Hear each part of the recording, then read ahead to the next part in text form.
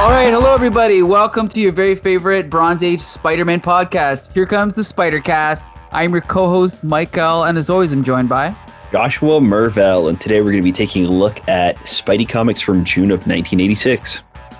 Right, and we're switching it up this week. Unfortunately, G.I. Julie and Bex Luthor could not be with us, but we have a very special guest, regular guest from Flea Market Fantasy and LCS Hockey, Kevin Jank. Hello, everyone. I'm here as part of some kind of underground cabal that has conspired to keep Miles Watson as the number one guest on Flea Market Fantasy. So they're like, "Hey, put Kevin on this show. That'll keep him busy for a while." Oh, don't worry, you'll get up to 7 soon. We'll figure it out. So we want to thank you for joining us. Now, just so the listeners know, obviously Josh and I are located in Windsor, Ontario, but tell us where you're located. I'm in the suburbs of Chicago, Illinois. That is awesome. I'm a big fan of Chicago. I've been there many times. Ladies, I love. What's that? And our ladies, apparently. Oh, some of them. Oh boy. Yes, definitely. But yeah, I also love, besides the ladies there, I love the architecture. It's great. Yeah, it's pretty nice when you're not getting shot or stabbed. Which Yeah, is rare. I mean, there's that, but it's give and take, right? Yep. But yeah, exactly. But yeah, I'll tell you, man, you want to see some good architecture, you come to Windsor. A building does not last longer than 20 years before it's torn down and replaced by a bank or, like a corner store or whatever. Or it's kind of sad here, but whatever. They're replacing them with Taco Bells. You got my interest, but That's bank true. doesn't help me. True. Every once in a while, we have a penis-shaped bush. So Yes. All right, now I'm in. I mean, you got that to look forward to. And it's funny because every time the culprit reshapes and this is a true story. There's a bush on the river, like the Detroit River, and every time the person reshapes the bush into a penis, it makes the news. It's like we have like our own Banksy. I was just going to say, he really is the Banksy of Windsor. That's so awesome. Lowbrow Banksy. Yeah. No, not quite as That's a real profound, claim to but fame. yeah. So anyway, I think it even made it onto like Jimmy Kimmel once. Really? Yeah, like like one of the big talk shows, they were talking about how somebody kept like going to the Detroit River and making penis bushes. That's hilarious. Yeah. International news. I love it.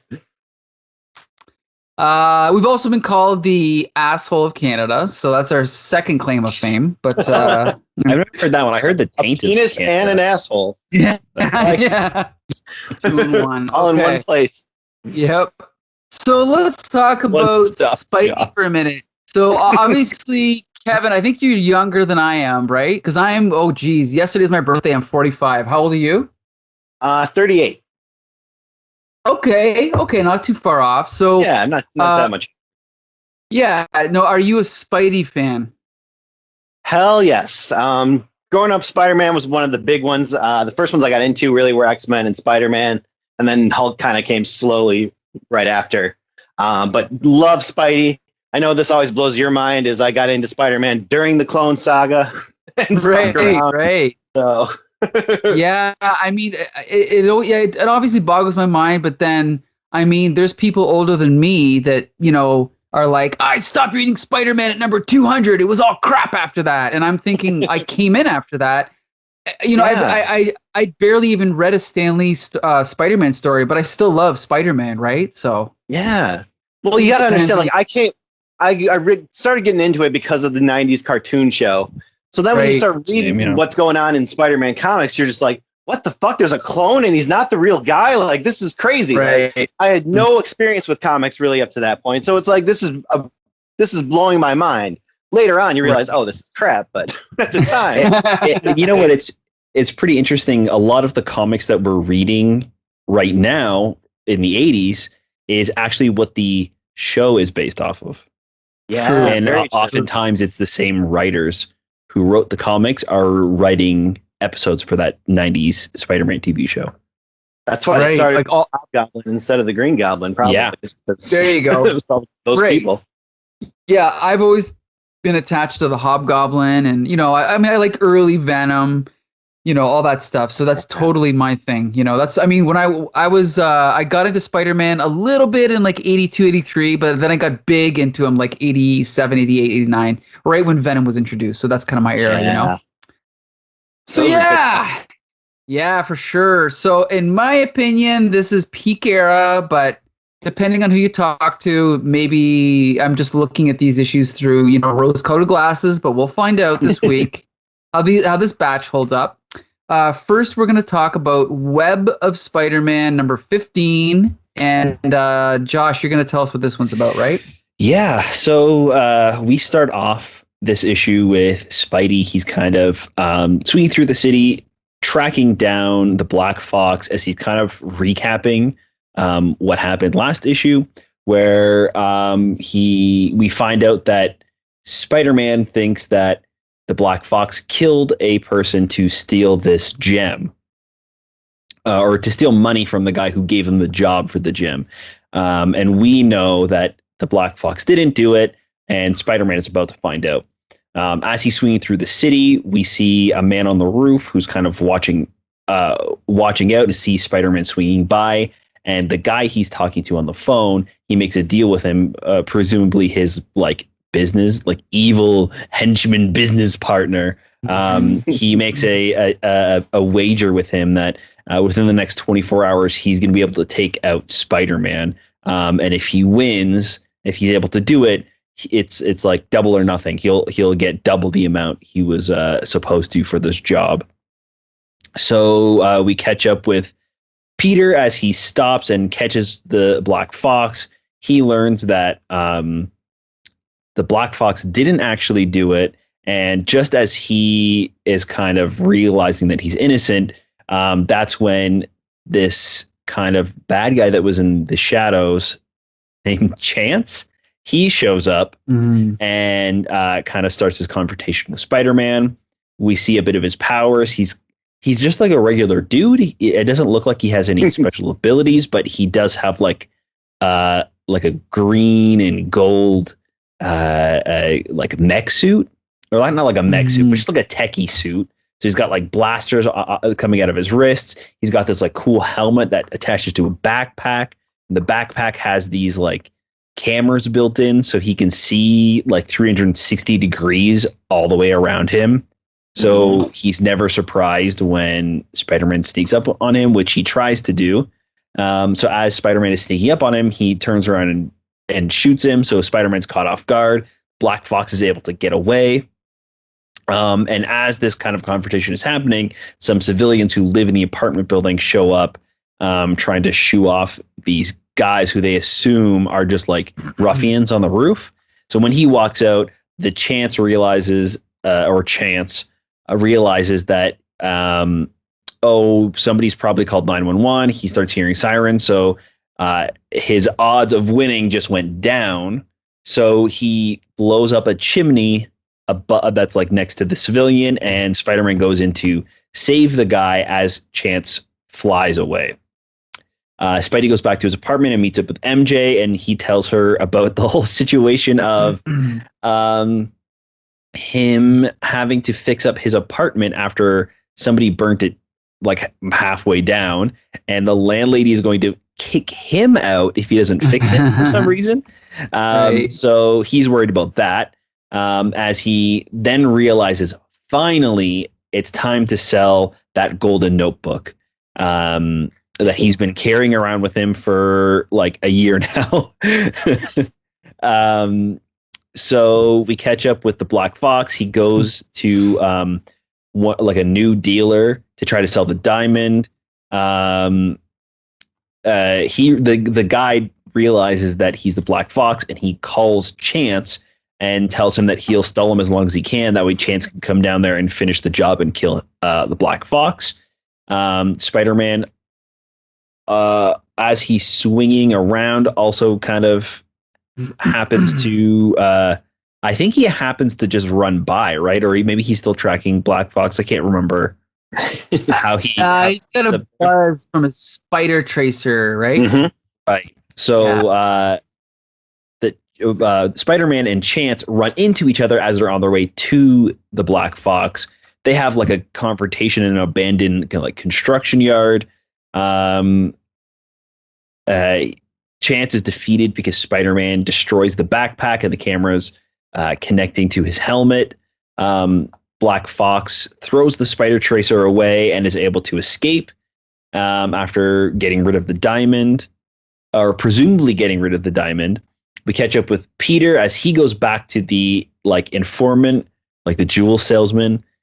He sells the gold notebook. He only gets $3,000 for it. And then we have a little bit of an epilogue where we see Peter has anonymously given the money to Aunt May and what's his name? Nathan. Thank you. I've only read his name 100 times. And then we catch up with Black Fox as we see he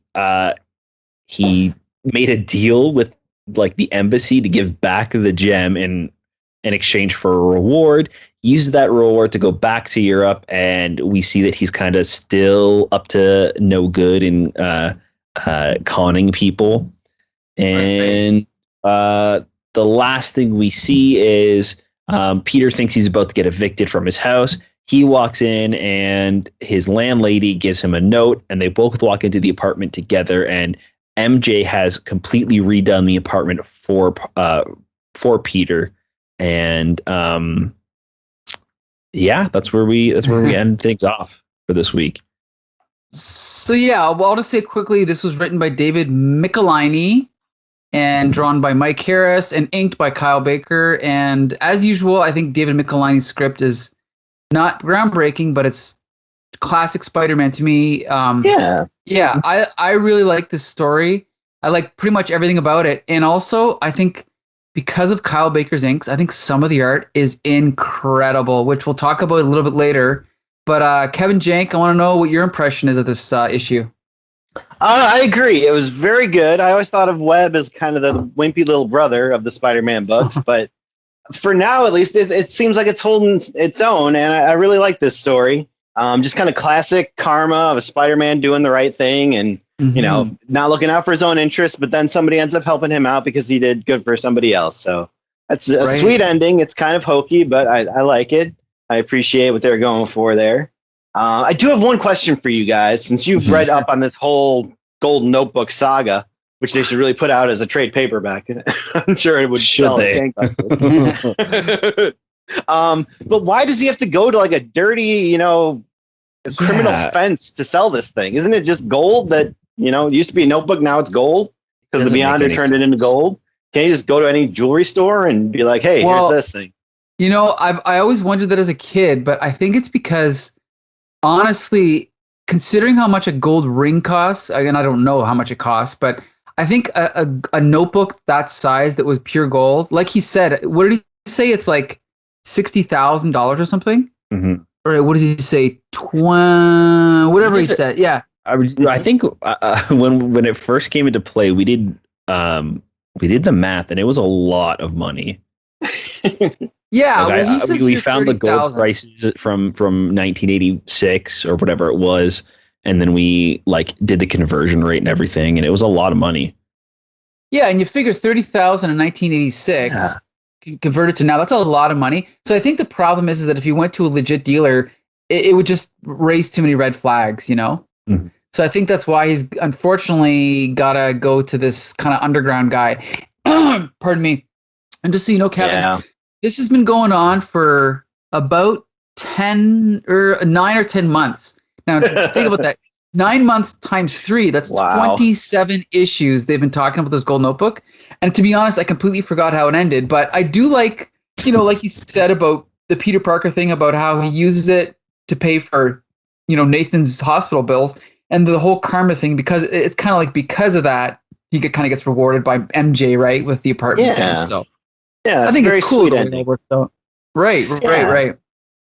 And Chance, he's never been like my favorite villain or anything like that, but I thought this was a good introduction. He's kind of the mid tier, he's not bottom of the barrel Spider-Man villains, but he's good. he's good enough.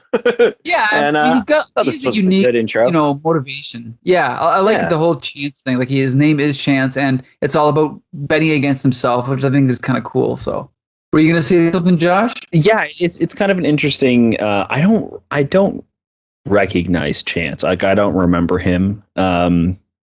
But so this is my first issue reading about him, and he's pretty interesting for being like a C-list, just like masked bad guy to stop Spider-Man in his next story. It's not super deep. He's not really connected to Peter, just Spider-Man. Like a lot of other villains in his gallery, but I thought he was pretty interesting, and his little gimmick is great. I love kind of that we get to see a little bit of his personal life and see that he's like he's a person, like he actually has a personality instead of just I want to kill Spider-Man. Right. Like this whole like Chance thing is like an addiction for him. Even when he's a person, he leaves it up to Chance, like a literal coin toss, if he's going to tip the busboy or not the boy, the guy who brings him dry cleaners. If he's gonna tip him $30,000 or not. It's great. Yeah. Something like that. Like it's ridiculous. $1,000, whatever it is. Yeah, it's just like He's like, I got 1,000 last year, so I'm way ahead. But really, I mean, how many dry cleanings have you missed out on getting paid for in that year? Like, probably way behind. It's pretty cool to see that like this is like not just like a weird gimmick for a supervillain, and they've kind of written it into his character as well. It's not crazy deep or anything, but it makes it that much more interesting and fun. Right. And I'll just have you know, Chance does come back in a David Michelinie's his first issue with Todd McFarlane, so he'll definitely be back. So that's kind of cool. But yeah, let's talk about the art briefly. Like we mentioned before, we've experienced Mike Harris before. He's been inconsistent, but this issue, oh my God, the ink's by Kyle Baker. Even if you want to, I don't know if you have page numbers, Jank, but if you want to jump to digital page 4. Like when Chance is kind of like looking at his glove and it's just all in shadow, like starting there, it's like just a run of pages that are incredible. And to me, the best page, or one of the best, is digital page 9, when Chance is leaning over the edge of the building looking down. Yeah, and then the panel on the left with Spider-Man like standing in front of like the fire that's coming up. Is that the next? Oh, that's the next page. I'm talking about the page before. Yeah, the big wide page, a panel on the page before when he's looking down over the edge. No, the middle, like digital page 9.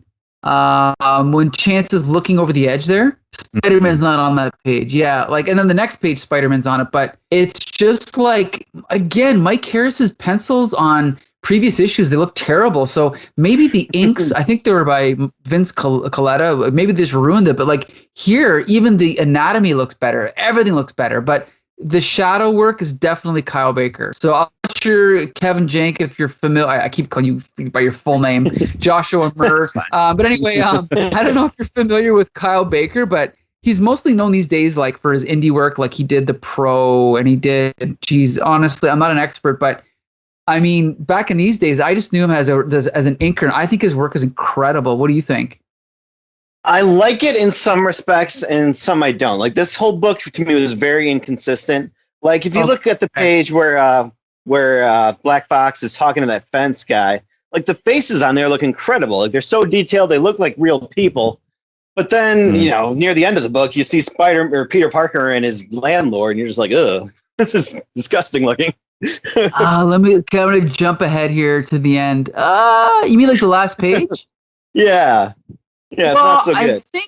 I think the thing is it's a little bit like loose, like it's almost like it's a little bit loose, but I still think, like, I don't know if you go back even to the page where Spider-Man's like ripping the circuitry off of Chance's back. Like, I don't know. Again, you could argue that's a little bit sloppy because like his leg is just pure black. So maybe Kyle Baker is rushing it a little bit, but I still think it shows he's really good at shadow work and just placing black. So I don't know. I thought it was mostly it was really good, but He definitely is very good at the shadow work. I think I tend to like more cartoony stuff and less heavy on the shadows, but that's just personal taste. It is very, very good. He's very good at what he does.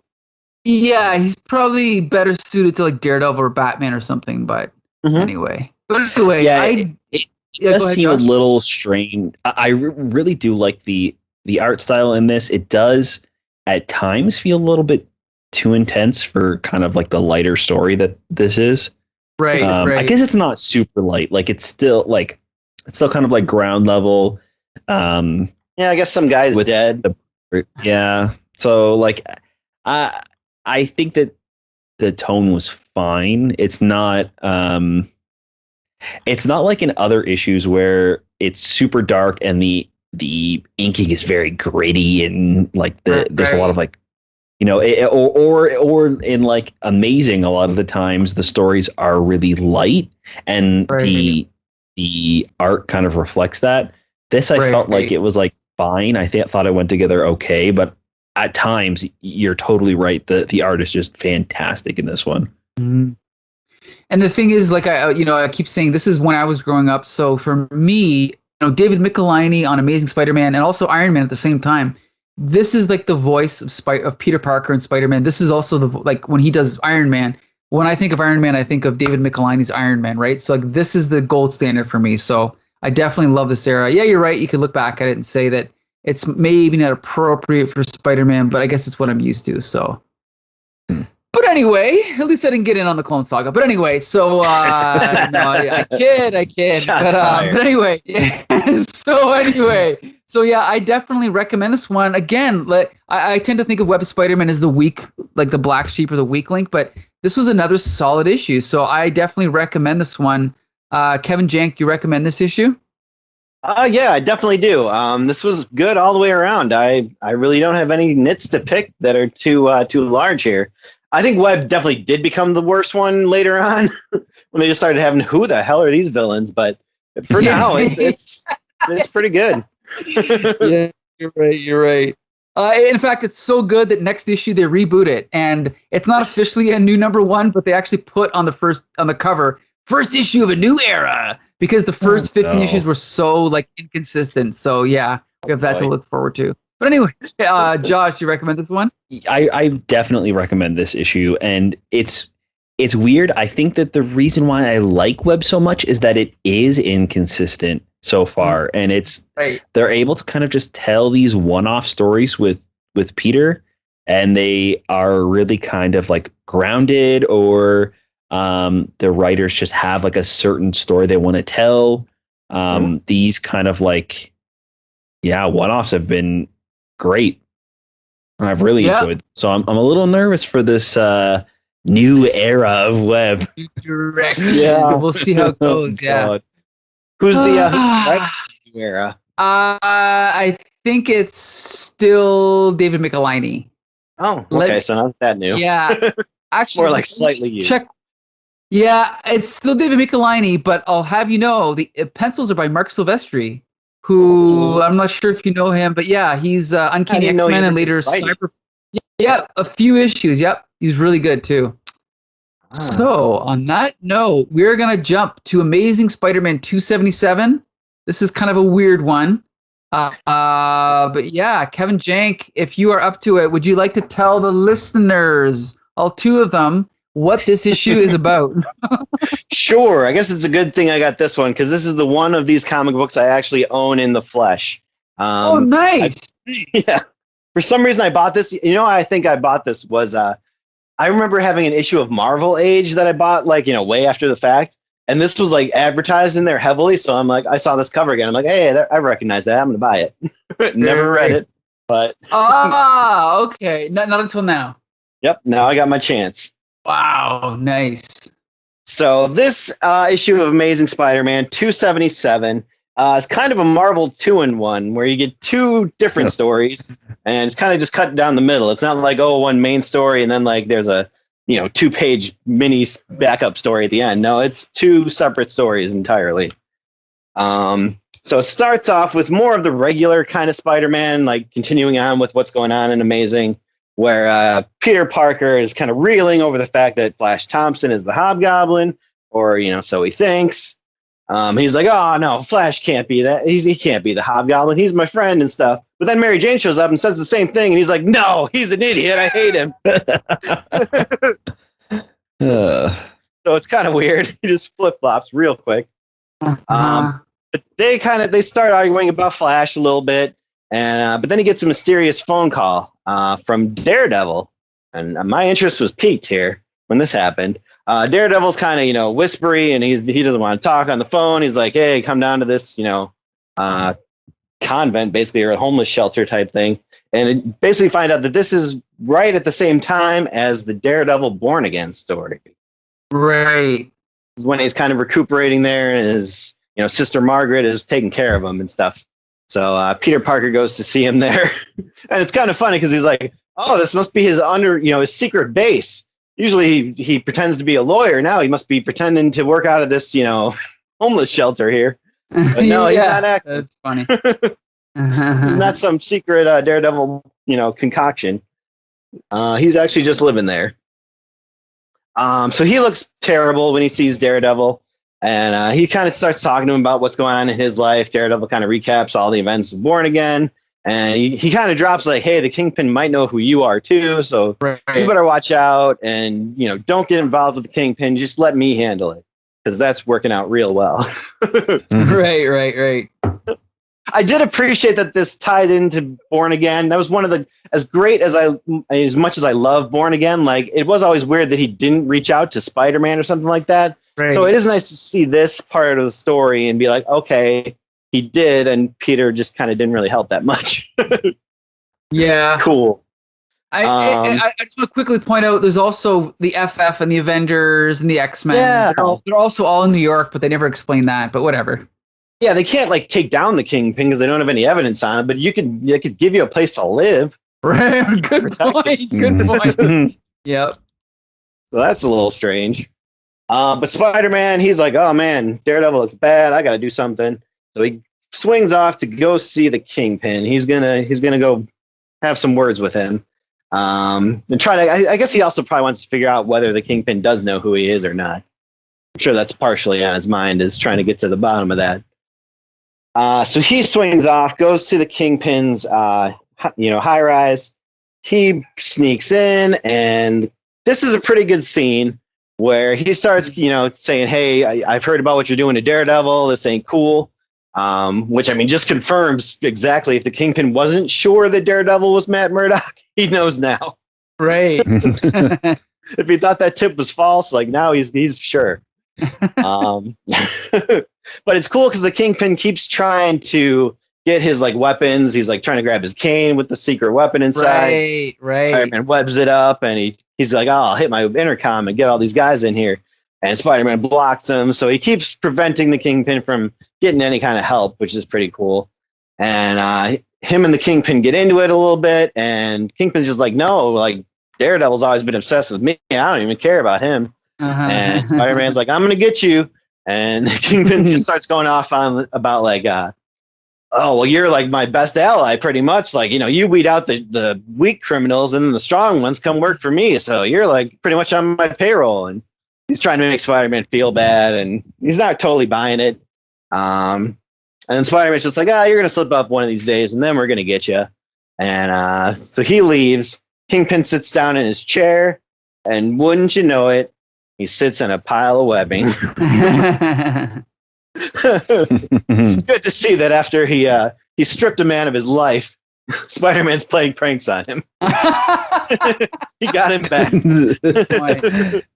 But yeah, then the Kingpin's just like, you'll see. You'll probably make a mistake before I did. And then he calls in his people, and he's like, don't no one come in here for 2 hours. I love that. It's great. Yeah.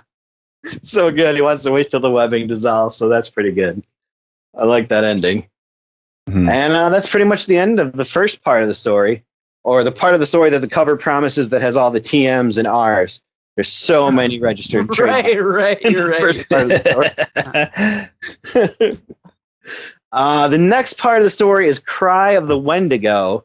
This was written and drawn, I believe, by Charles Vess. Yeah, I think did he have help with the dialogue? Let me check. Does it say here? I'm looking, or is it? Find the. Maybe it's the last page. Well, how come I can't find it? I read the original issue, and it's like I think they altered this, but no, yeah, he wrote it too. You're right. Yep. Okay. Yep. This involves a Wendigo, but not the Wendigo. Right. The one from Canada who eats people and is big and white and furry. Not that Wendigo, totally different Wendigo. But there is a blizzard is basically hit New York City. Peter Parker has a dream where he's out in the blizzard, and then he wakes up and the window's open. So he's like, "Oh, I guess I better close this window." And then he gets in his Spider-Man costume and starts swinging out in the cold. And he's like, "Well, it's a good thing I gave up being Spider-Man," as he's being Spider-Man. I know. It makes no sense. No. But he sees a family, like I think they're like Canadian diplomats. Is that what's going on here? Let's see. They're like, I think we brought the weather down with us or something like that. The weather from home. Oh yeah, maybe they are. I didn't realize that. Yeah. Totally didn't. Yeah. You should know these people. They're rulers. Yeah. But so they're kind of getting their kid in the car, and a bunch of hoodlums show up, and they kidnap the little girl, and they're like, "Hey, we're gonna make your dad pay, so you just be good, and then you won't die." That type of thing. They throw her in a van, and Spider-Man follows them, and they end up crashing into a snow bank, basically. And the little girl gets out of the car. She's pretty much fine. So Spider-Man tries to help her. They kind of get away a little bit, and the guys start coming after them. Spider-Man beats most of them pretty easily. Then there's one guy left who's got a gun. Spider-Man webs up the gun and turns to walk away, basically like, "Oh, I guess job done here." But it turns out the guy has yet another gun. Mm-hmm. Who would have thought? Plot twist. And he starts pointing at Spider-Man. He's like, "Oh, I'm going to get him."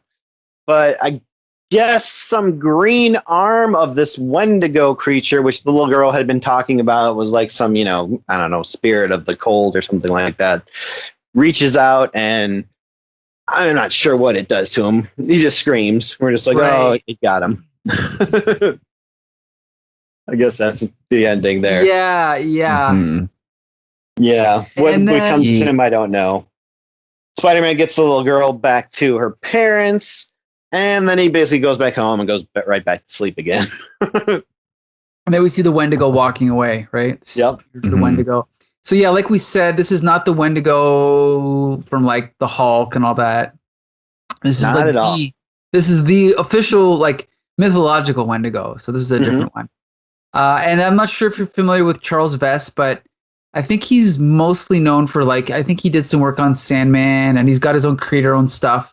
This is actually the second time we've come across him with Spider-Man, but are you familiar with Charles Vess's work, Jank? Not at all, which is why I was curious on the cover. It's like featuring Charles Vess's Cry of the Wendigo. It's like, why are they putting such a fine point on it when I've never heard of this guy? Yeah, I mean, at the time, I don't know if anyone, maybe I'm totally wrong. I'm not sure how well known he was, but maybe it's just because his art was so different. They were trying to drive home, call attention to it. But because I don't know how big he was then. I know he was bigger in like the 90s, but maybe I'm totally wrong on that. But yeah, it was different. Yeah, definitely. And we'll also quickly mention so the main story is by Tom DeFalco and Ron Frenz, the regular team. Now it's funny because the inks are by Bob Layton, but in this, and I read the original issue, and so did you, Jank. But this digital copy, they actually delete Bob Layton's credit, and I cannot figure out why. Huh. They erased it from that splash page, which is weird. But really? Yeah, really weird. I don't know why they do that. And then and so yeah, obviously this issue is split in half with two different stories. So I'll just say the first one, obviously, I think what probably happened is they had this Charles Vess story. They didn't know what to do with it. So they thought, okay, we'll stick it in here, but we got to fill up the rest of the pages. So what can we do, right? So they had this little mini story with Daredevil. I wasn't necessarily a huge fan of Spider-Man or Peter Parker being called and going to talk to him just because it seemed unnecessary. However, I did think it was really cool, the scene with Kingpin. The conversation they have is great. I love it. When Kingpin's like, he's like, do you realize that every time you save the city from a super menace, you're actually helping me by allowing the normal business of crime to continue? You're aiding the flow of money into my pockets. I just love this whole scene where he's trying to psych him out. And then the fact that Peter or Spider-Man, webs his chair is kind of a little bit of Spider-Man humor. Yeah. So that was cool. Like, it ends up being like a really good little short story. The Cry of the Wendigo, it's nice because it's almost completely self-contained. And so it's kind of like the kind of story I'd like to see more of. But it's like you pointed out, those couple panels where Spider-Man's like, well, it's too bad I gave up being Spider-Man. Because, it's like the only reason they do that is because there's this running thread how Spider-Man's going to give up his career, but it never really goes anywhere. Maybe it does in a couple of issues and they resolve it. But if you look at this art, which is incredible, we'll talk about that in a minute. If you would have just deleted those bubbles, those 2 panels, this could have been completely, it could have stood on its own. But they got to have the reference to the subplots. They got to have the little note at the bottom. See last issue, O's, right? And I think that really, it's like, it's a blot, right, on this story. But otherwise, I mean, it's a little bit, there's nothing wrong with the story. It's not great, but I think it's something cool we don't usually see in Spider-Man. And so for that reason, I really liked it. You know what else is odd is these are the June books, and they're featuring a story about a snowstorm. That's a good point. Yeah, which makes me think they just had it right. But everything about it feels out of place. I mean, it's a good story. It just does it doesn't even feel like it's supposed to be part of this era, or not this era of Spider-Man, but like because of the whole giving up being Spider-Man. It's like this is not happening right now. Right. Like he's not taught. I remember, I think a little while ago, right? Like a couple of months ago, he was talking about giving it up when MJ came back into his life, right? And the two of them started kind of getting back together, and he's talking about how he's going to put this all behind him. Like that was 2 or 3 months ago. So it's like, it feels like it was made and then they didn't have a spot for it there. So they just kind of held on to it until they did, and then finally released it. So, and the funny thing is, at this point, Marvel Fanfare was going, and Marvel Fanfare is usually the place where they kind of, get rid of these filler stories just to fill in like the back 5 or 10 pages if they needed to fill space. But maybe this month, like I said, they just didn't have a full story, so they threw this in, and then the regular inker was busy, so they got Bob Layton, and they just filled the rest of the pages with this Kingpin story. So, but yeah. So overall, Josh, did you enjoy this one? Yeah, both parts of it. Like you said, the stuff with Matt was a little bit slow, and I was kind of nervous that they were going to introduce him into the Hobgoblin storyline. Oh. And I was just like, oh no. I'm like, there's already so many moving pieces. Like that's the last thing we need now is like more Matt Murdock junk going on. But then it kind of sidetracked, and we got this really great kind of confrontation with Kingpin, and like you guys both said before, Spider-Man kind of always being one step ahead of the Kingpin to kind of show him listen, I know that you normally control everything, but I can hold my own against you. And stopping him before he gets to the bookcase and webbing up his cane, and everything about that back and forth was great. The dialogue was super fun. I had a lot of fun with that one. And then the Cry of the Wendigo, it really felt like a new thing for Spider-Man. It didn't feel like any other Spidey story. Right. It was it kind of felt almost like Doctor Strangey with this element of a mystical being that's there but not really there. Him kind of just popping up into the snowstorm, and then really just dipping away once he saves the day. I enjoyed it, and I'm happy that it was kind of this like one shot mini story, and we can kind of get something new. But it was definitely new territory, I think, for this era of Spidey. Right. Yeah. I should also point out there is a Charles Vess Spider-Man graphic novel coming up that we're going to be reviewing soon. But I'm a big fan of this art. Kevin Jank, what'd you think of the Charles Vess's art? I liked some of it. I did not like his version of Peter Parker. He looked kind of weird and fuzzy to me, but his Spider-Man was not bad. And like the little girl and the bad guys looked pretty cool. But yeah, if it wasn't for his weird looking kind of, I don't know, older man Peter Parker, I think I would have liked it more. Yeah, I mean, I guess you could say he's kind of he's a, I don't want to say typical, but he's a Vertigo artist, and that's not a bad thing. But they certainly, there's a certain way to draw Marvel comics, and people tend to look sort of the same. And I agree that his Peter Parker doesn't look like the Peter Parker we know, but if you just look at the rest of this art, like some of it is incredible. He's like a classic fine artist almost. Like on digital page 22, like the shot of him standing in the snow over the bad guy, and then that big close up of the tree in the foreground, like that's not the kind of thing. Oh, that's incredible. When Spider-Man gets like hit over the back of the head too, and he's kind of like cast in this red light, and it's right after like his spider sense is going off, and he's getting hit, and like the whack is like inside of the spider, both like the spider sense and the impact of the hit. Right. It's so great and so fun. Just this like tiny little panel squished in between what's happening in the story. There's a lot of like really fun stuff in this Wendigo story. Which I found actually the other story, it had some really great stuff, but then all of a sudden, there were just like panels that looked super off. In the first story. Yeah. Oh, yeah. There were times it was great, that? But like sometimes it was a little iffy. There's pages where like there's close-ups of Kingpin's face, and it cuts back to Spider-Man, and it's like this really intense moment, and then all of a sudden Spider-Man just looks like he looks like Spooderman. Spooderman. Is that the Japanese one or no? No, it's like a meme version of Spider-Man. It's just like crudely drawn. Oh yeah, okay, I see. Yeah, I'm looking it up. I know. I'll drop it in the. It's digital page. What is that? I can't. 11. When his neck is kind of like bent over. Yeah, it's so strange. Now I have to figure chat. Okay, hold on a sec here. Oh, here. And that's exactly the I made a little edit. I made a little edit there to show you. It looks like it's so. Oh, that's amazing.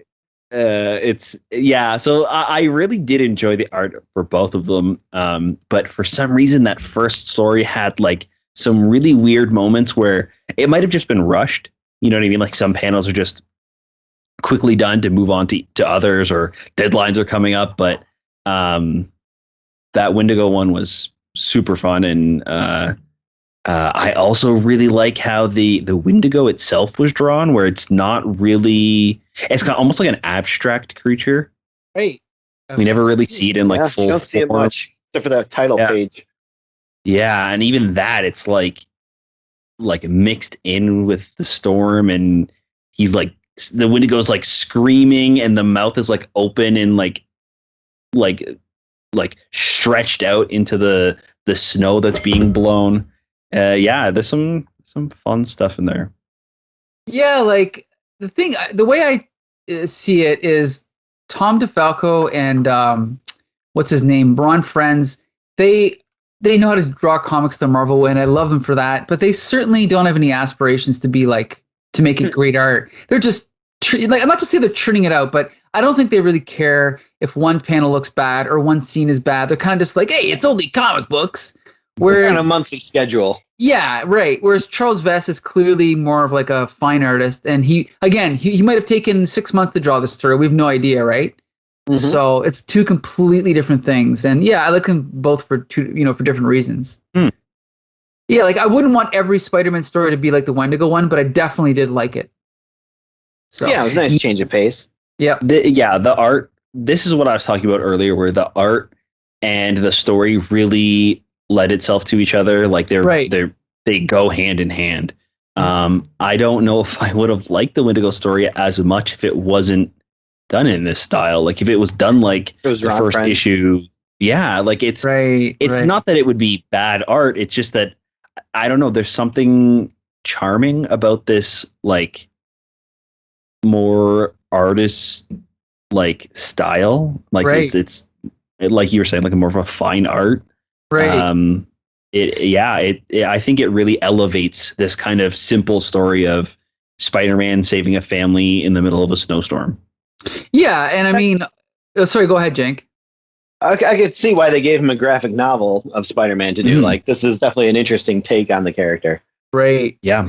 Yeah, and obviously he, since he also wrote the story, he's probably interested in, mysticism and fairy tales and all that. Whereas the first story is clearly a straight ahead superhero story, right? Mm-hmm. So Ron Frenz's art fits that better for sure. You know what is weird is we've technically read 4 stories this week. This was that era where they couldn't decide, if Spider-Man was wearing the red and blues or the blacks. Right. But you'd think, if any of these stories he should have been wearing the black, was the one where he confronts the Kingpin. Like, if you're trying to be more intimidating, that's where you want to wear the black costume. Good point. That's the one he's wearing the red and blue. Yeah, there was definitely no rhyme or reason. It's not like he had like a stealth costume and like a fun costume or a day and a night. He just basically one of them gets dirty or smelly or covered in soot, and then he has to wear the other one. That's pretty much why he changes them, That's the only reason I wear different clothes. Yeah. Exactly. So yeah, okay, so I definitely recommend this one. It's a bit of a weird issue, but I mean, the first story is better than average, Amazing Spider-Man, and the second story is definitely something different. So I recommend this issue. Jank, what about you? 100%. Yep, these were 2 good stories. I don't know that there was much to tie them together. There wasn't a whole lot of narrative thread there, but good stories on their own. Well drawn. And like I said, I really liked, since I love Born Again, it was nice to see that Spider-Man did kind of tie into that, even if it wasn't in a very helpful way. Right. Yeah. Josh, you recommend this one? Yeah. Again, I'll echo what you both said. The Wendigo one is a super fun standalone story. The art is fantastic. And then the first story we get this week is really great. The stuff with the Kingpin is super fun. You don't need to know anything about Kingpin or Daredevil or even the stuff that's going on with Hobgoblin to read this and enjoy it. Right. It really does kind of stand on its own, and you can get the gist of who every single one of these characters that was in that story, who they are. So it's I definitely recommend for both of them. Okay. So now we're going to jump to the final book this week, Peter Parker of the Spectacular Spider-Man 115. This is a guest appearance by Sorcerer Supreme, Doctor Strange. And, okay, so just so everyone knows,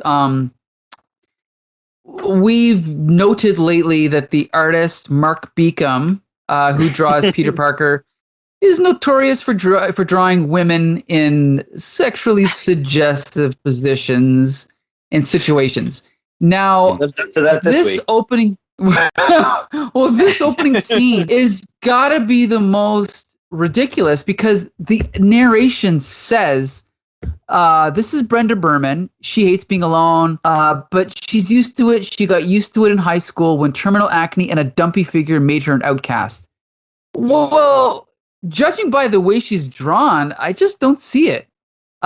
She's drawn very, she has loose clothes on, but her body looks perfect. Her face looks perfect, just like every other woman drawn by Mark Beachum. So that's a little bit odd. But I will just talk about the plot, and we'll talk about the art later. Okay, so basically, we have a woman walking to the street. There's a tough guy following her. She's about to get mugged and or raped. by a gang dressed up as Captain America, the Hulk, Spider-Man, and I don't know who that's. Was he dressing up as Hank Pym? I don't know who the other guy's supposed to be. But nobody. Might actually be Rick Jones. Yeah, there you go. No one wants to be Rick Jones for Halloween, right? But anyway, so then Spider-Man comes in, saves the day. Then we cut over to a scene with they mentioned Chance, but this is someone talking to the foreigner. Oh no, is this Chance?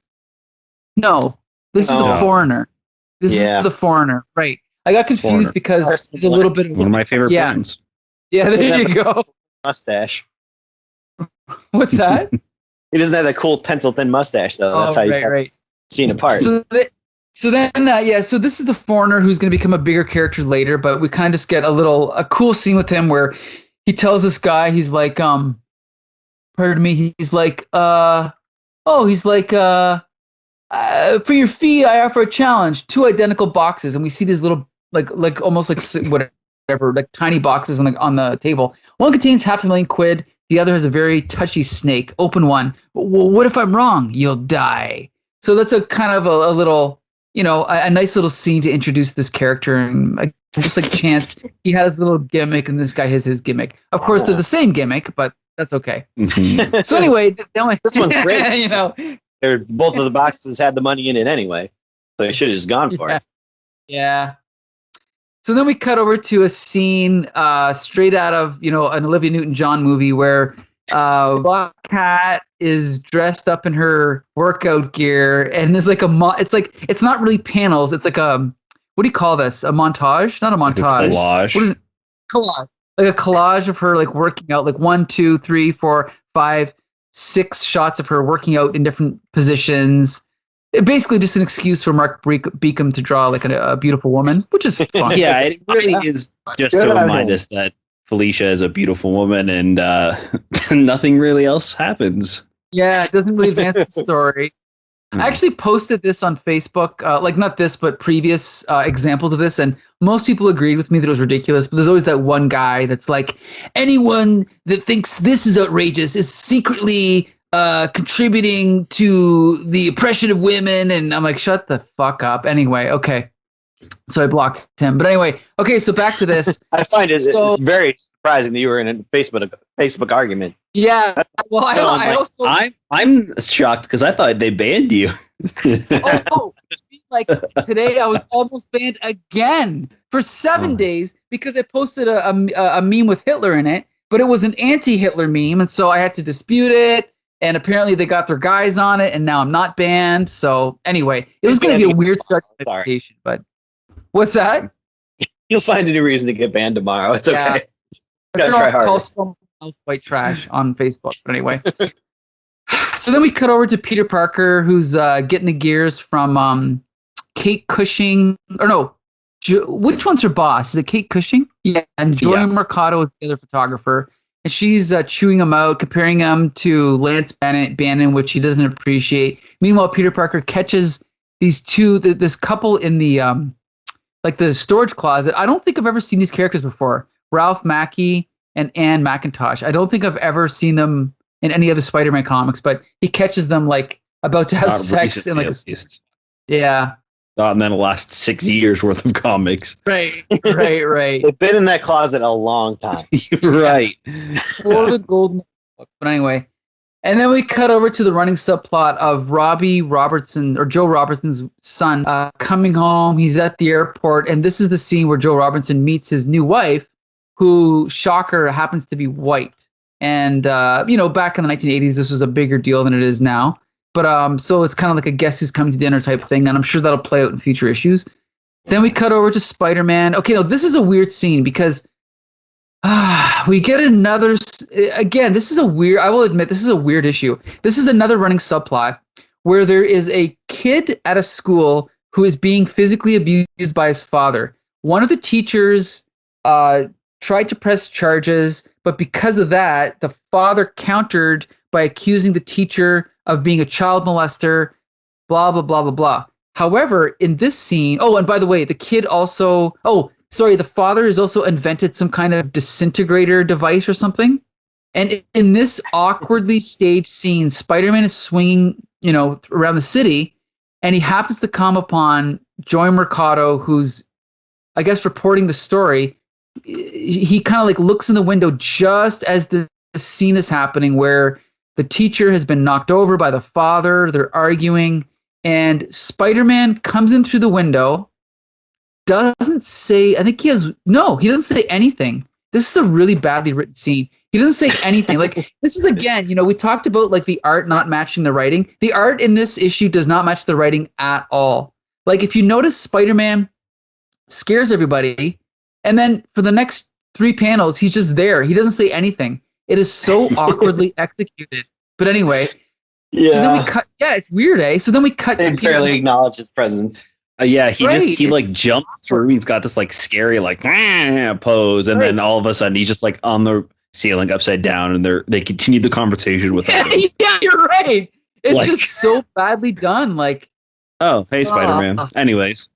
Well, see, this is an example of, we'll talk about this later, but Mark Beachum clearly knows he's a good artist. He knows how to draw anatomy, but this is an example of where he doesn't really know how to tell a story. Like, it's like maybe Peter David could have made the scene make sense, but he didn't. And so it just seems really awkward. It's really hard to tell what's going on here. Because then all of a sudden we cut over, now all of a sudden Peter Parker's on the roof, and he's got his mask off, and he's talking to himself.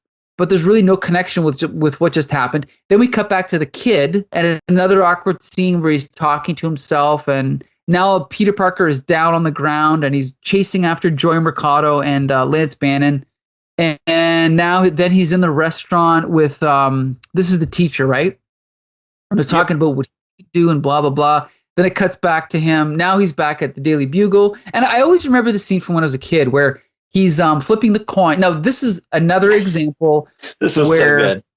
I love the scene where he's flipping a coin and he's trying to get heads, but it comes up tails. And they show the clock moving. And what's that supposed to be, like 2 o'clock? And then it's like 5 o'clock? Is that right? Am I crazy? Am I kind of the clock properly? But anyway, he said he gets it 79 straight tails in a row. And this is the other thing, Jank, is this has been a running subplot, but they don't really follow up with it. So Black Cat has bad luck powers, and they're supposed to be rubbing off on Peter Parker, but like the other writers forget about it. And so it's never mentioned. And so it just, I'm like, why is this happening again? Oh yeah. So it kind of comes out of left field. They do kind of bring that up in the next page, though, where he's talking about stuff with the Black Fox and Slide and all that stuff. Like, I think they were trying to, retcon some of the other stuff into his bad luck streak. Right. Yeah. Yeah, it's weird because they could also just explain like it happens when she's around. So he's having this bad luck all of a sudden. He'd be like, am I having like extra bad luck recently? That's weird. And then you introduce Black Cat and be like, look he's having this extra stuff because she's starting to like pop up back into his life, and maybe she is kind of connected to what's going on. But no, no, it's not well handled. I mean, it's partly Peter David's fault. It's also partly the fault of the editor for not keeping it consistent across the 3 Spider-Man books, right? Like, if you were to be reading the other Spider-Man books, you wouldn't even know that this was going on. So, yeah. But anyway, kind of stuff. Like, there's that whole time recently where, like, Spider-Man was dating Mockingbird, which was stupid in the first place. But then, like, he was also dating some other girl in Spectacular. It's like, why are you doing this? And there was no mention of, hey, I'm cheating on Mockingbird. Right. So I guess they're taking place at different times. Yeah, no, I remember like there was a period where he was dating Deborah Whitman, and then he met Kazar's girlfriend, slept with her, and then was upset because his third girlfriend was cheating on him. Like, it was just a weird time. The early 80s was a weird time. Anyway, so then we're back to the gratuitous shot of Black Cat's ass as she watches Spider-Man. So many butts. Billy would be happy. Yeah, see, it's too bad because also I didn't know that I don't even know if you listen to this podcast, Kevin. Do you? I've listened to some, yeah, a couple of them. Okay, because I didn't know you were familiar with the butt tally. The butt tally, it's too bad that Jolie and Becca missed this one because there's a lot of asses in this issue. And some tasteful uses of crotch shots. Yes. I'm pretty sure Black Cat this entire issue never says anything to anybody face to face. She's always got her back turned to them and then looking over her shoulder. Yeah. That way she can show off her ass. So really, this is like the ass issue. And there are still the classic Spider-Man asses in this one too. So I guess there's enough to go around. Equal. I like the one where it looked like his ass and his legs were going in a different direction than the front of him. Yeah. Yep. He's like right before he crashes through the window. Yeah. Yeah. So anyway, so I actually love, to be honest, this issue is weird, but I do love this ending. So Peter Parker goes to Doctor Strange because he figures that something's going on, and so he wants Doctor Strange to figure out what it is with his luck. Just at that exact same time, Black Cat goes and robs, I don't remember who she robs. I don't know the significance of this person. But just at the same time, Doctor Strange is figuring out what's going on with Spider-Man. Black Cat is mouthing off to this big, tough guy with he's dressed like a freaking wrestler.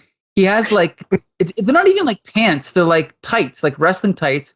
What are they called? Armbands with spikes on them, and then a mohawk, right? Yeah. And just at the same time that Doctor Strange is figuring out and curing Spider-Man of his bad luck powers, Doctor Strange points out, he's like, I'm kind of worried because this might affect the source of your bad luck. Just at that exact moment that she's about to get punched is when she loses her powers, and she's expecting this overhead fan to unscrew and fall on the guy's head, but then she loses her powers, so then she gets punched out. And Spider-Man is happy because he's been cured, but we cut back over to Black Cat, and she looks like she's about to have a form of intercourse that is usually only covered in a Hindu book of, sexual position. But anyway, we get this really good shot of this wrestling guy standing over top of her, and that's pretty much it. That's the cliffhanger. So she's about to get her ass kicked. Spider-Man's happy. The end. So yeah, it's very much akin to that like Spider-Woman cover. Yeah, that famously awful. Like it's like the same exact pose. It's right. It's bad. Right, you're right.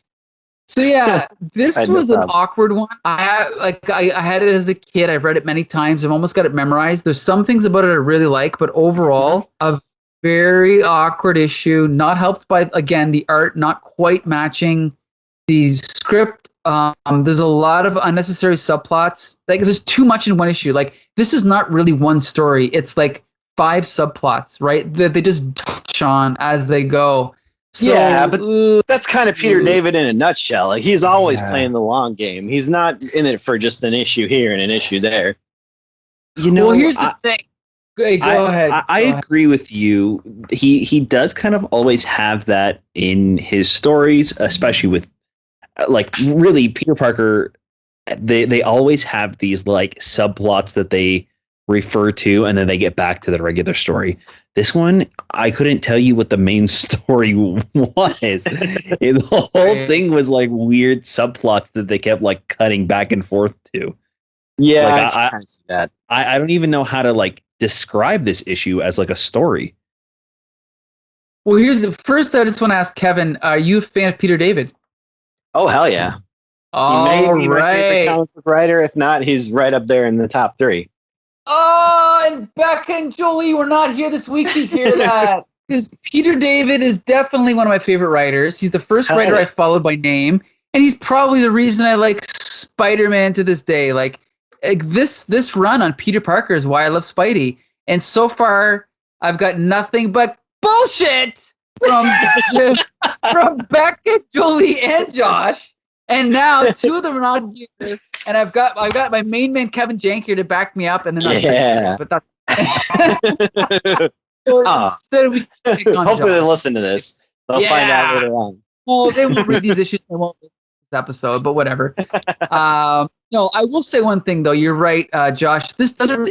If it would have had like a main story and then cut like it should have been like this bad luck thing should have been introduced in like the first couple pages, but it's not really, right? There's nothing in the first couple pages that hints that that's what this is about. We get one page, 3 scenes of that. Sorry, 3 pages of that. 1 page of The Foreigner. Then it's Black Cat. Then it's Daily Bugle. Then it's Joe Robertson. Like I understand again that's going to come later, but do we really need to juggle 5 subplots? Then we get the kid. So that's literally 5 subplots, right? So yeah, it's also weird too because if there's somebody that's going to be coming in later on, like let's say for example the Joe Robertson, the Robbie Robertson storyline, are they going to recap what happened at the airport, or are they just going to jump in and like not explain it? You know what I mean? So it's like, is it going to just be a repeat of this like little thing that they put into this issue for some strange reason, or are they just going to not mention it at all, and then readers are just going to have to get caught up? Like, why not just tell that story as a whole? And like, I don't know. It just seems like I'm cool with like a referencing or hinting at things that are going to be coming later, but this really feels like they're mixing up they're like mixing up the puzzles, right? Like if each story is its own puzzle, they're like, okay, well we could just put this piece with this puzzle instead, and then this piece can go on this one. It's like, whoa, but like now I can't really see the full picture because I've got the full picture, but there's pieces missing, and in its place are pieces that don't belong here. You know what I mean? So like, I kind of get the whole picture, but at the same time, it's distracting having to look at these pieces that don't feel like they belong in the story. Yeah, I get it, especially in what you say about how there wasn't one main storyline. Like, especially if you look at the cover and you're like, oh boy, Spider-Man and Doctor Strange are going to have an adventure. Like, no, not really. It's in about 2 pages at the end. Right. So you're probably not getting what you're paying for there, but I don't know. I just kind of like that ongoing soap opera that is Peter David's runs on books. I just appreciate that the constant subplots running all the time. It does feel more cinematic, for sure.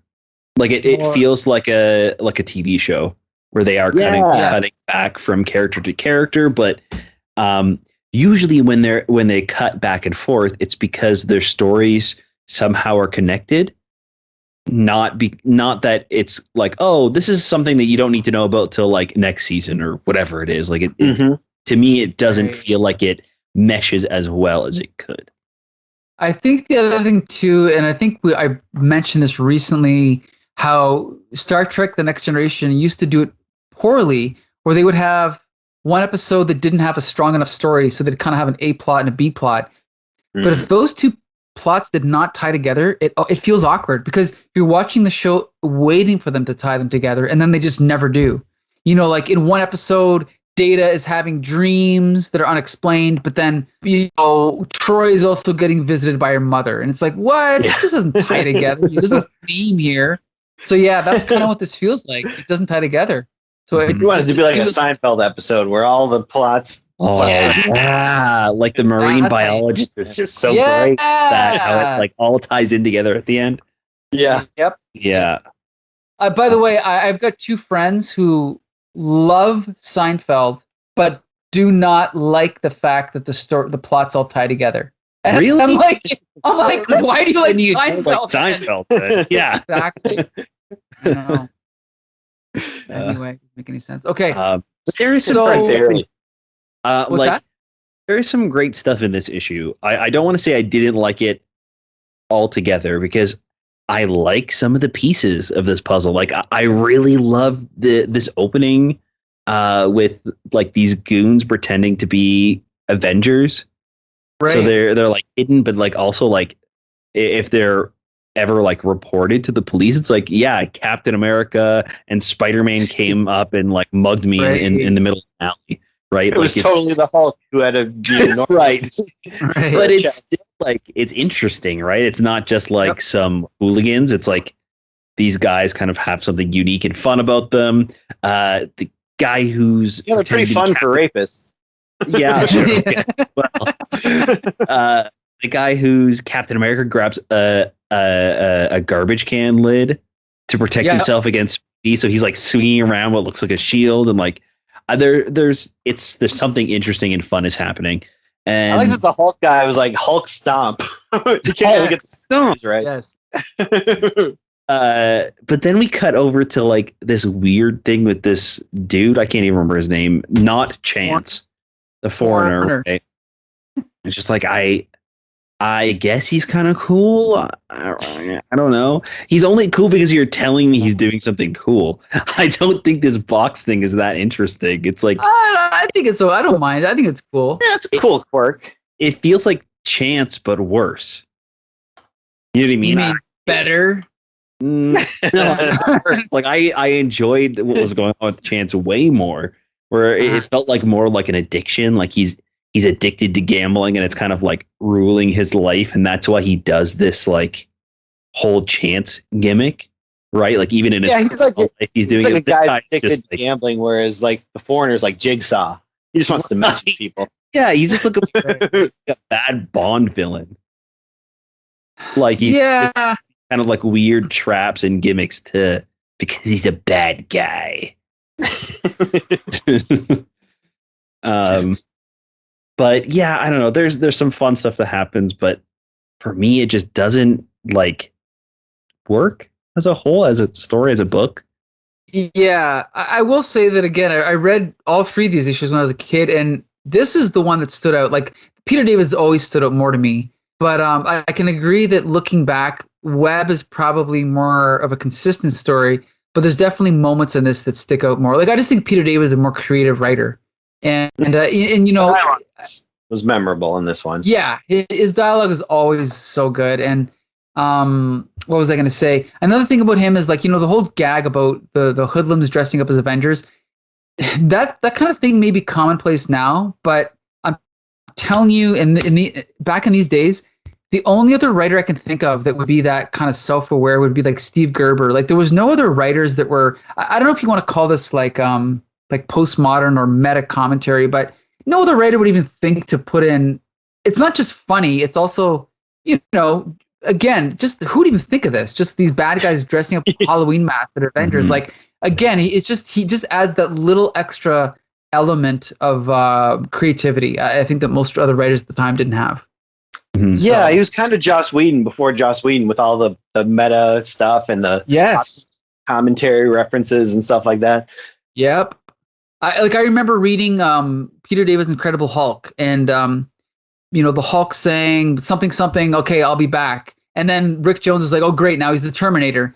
And I remember, you know, as a kid going, whoa, like I never in 5 years had I read a like these guys actually understand pop culture, you know, because comic book dialogue at this time was mostly so wooden and kind of stilted, and it seemed like out of touch and out of style. But Peter David was, again, like you said, he was ahead of his time. He was like Joss Whedon, but 10, 20 years earlier. So. You know what my favorite one was? I was rereading the early days of his X Factor run recently. Yeah. And you know, Val Cooper was their government liaison, and she was talking about like, oh, the cases that the X Factor is going to look into and stuff like that. She's like, you should hear the stories I get from my brothers in the FBI. They've been looking into this case of this like dead girl wrapped in plastic. I'm like, oh my god! Nice. Saying that Dale Cooper from Twin Peaks is Val Cooper's brother. I'm like, oh, that's so I good. didn't realize that. Val Cooper, oh my god. I would not have got that when I read it as a kid. That's hilarious. It was so good. Made me so happy. So yeah, let's talk quickly about the art. This is a different inker than usual. This is Bob McLeod, who penciled When Cometh the Commuter, and we've talked about Bob McLeod before. I think the inking on this issue is incredible. I mean, we talked about the gratuitous ass shots, but it's clear that this is a great artist and a great inker, especially the shots that are clearly just the naked human figure, you know, colored like a, you know, either Spider-Man costume or a black cat costume. But I think the art on a technical level is really good. Right. Jake, what do you think?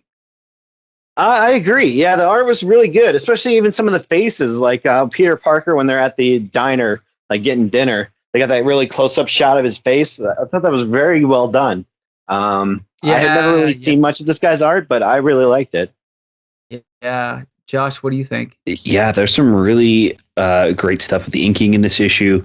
The lighting and the coloring too really kind of blends well with the inking, particularly with the kid who's got the pink glowing of that superpower that's going on, and the one page that's like all black, and then we have like the panel in the middle that has like a gray to white gradient, and we see that there's like a spotlight on him and how it's like broken up because he's standing in the middle of it, and there's some really fantastic stuff in this issue.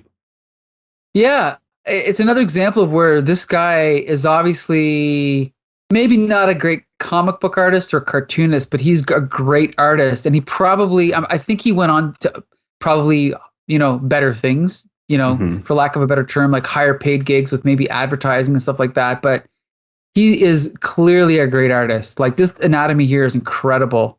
Like, you mentioned the close-up of Peter Parker. There's also the one on digital page 9, the close-up of the guy right after he's looking at the two boxes, like that close-up shot of him, like the detail on his face is just incredible, So, yeah. You can take the dialogue 100% out, and the art still tells a story. Yep. Yeah. Of course, not always though. Like that awkward scene later. Yeah. When Spider-Man confronts the father and the teacher, that's a weird scene. But but anyway. I think without dialogue at all, it makes it maybe better, because we can imagine that Spider-Man comes in and stops something that's about to happen. But instead just leave. Right. Like, well, the whole story, like the scene kind of ends at that point, right? Like, pretty much. They kind of wrap it up after that. They're like, we can't talk shit in front of Spider-Man. Yeah. He doesn't go over the kind of backdoor shenanigans. Yeah. But no, there's some fun stuff. I mean, like, a couple pages later in the diner, he gets like a milkshake spilled on him, and then like the waitress looks concerned, and then as she's walking away to like go get napkins or something, we see like a close up of Peter's face there, and like it's just you can tell. I don't know. You can feel the story. You don't have to be told. Like, oh, beans. The milkshake was just spilled on me. Like it's later on with the clock spinning as he's. I was just gonna say that scene is great comic book storytelling, right? Because that's like a cartoon comic strip almost. I love that. Yeah. Mm-hmm. See, like the next page is basically just pinups of Spider-Man swinging, right? And then like Black Cat watching. So it's kind of a mixed bag. I mean, he's obviously a good artist, but again, like if he would have stayed in the industry, he probably would have developed his storytelling more, but he's clearly a very talented artist. For sure. But anyway, so yeah, I obviously recommend this issue. I've read it many times. I'll read it again. Jank, do you recommend this issue? Absolutely. It's not one of Peter David's strongest works, I would say, but it's damn solid. I really like the ending. I think that's a really good setup for the next issue, where you definitely want to.